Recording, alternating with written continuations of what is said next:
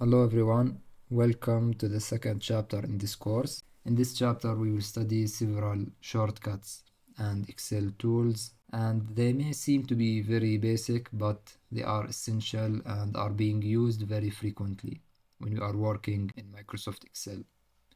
An example of these tools and shortcuts is how to move and navigate through Excel cells, adding, removing rows and columns, cells formatting, and much more. So to begin with, we have this dataset, and don't worry about its size. We just want anything to play around with. So first thing we want to learn is how to navigate through Excel cells. We can select between different cells using the arrow keys, and to go for the very last cell that containing data, we can hold Control followed by the arrow key that specify the direction we want to go through. An example, if we want to go for the very last cell in our table or in our data, we can hold Control and then press the down arrow key. As we see, the Excel selected the very last cell in the table, and from here we can see the number of rows in this Excel sheet. If we want to go back up, we can hold Control and press the up arrow key, and if you want to go for the very last column, we can hold Control and press the right arrow key, and etc.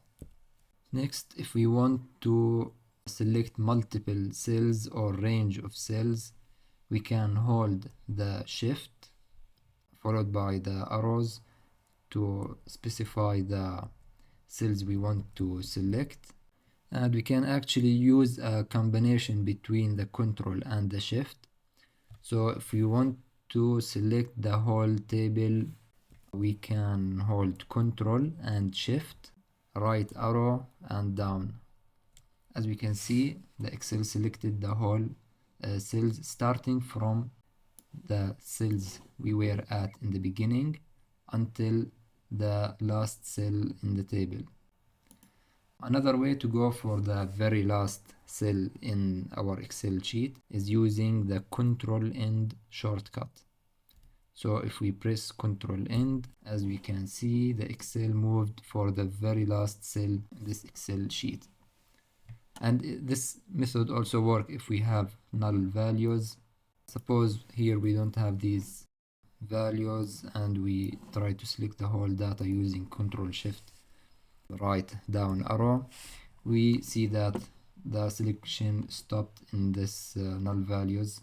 As we said earlier, the control goes for the very last cell that containing data, and these cells doesn't contain data. But in this case, if we have null values, we can use the shortcut Control Shift and End.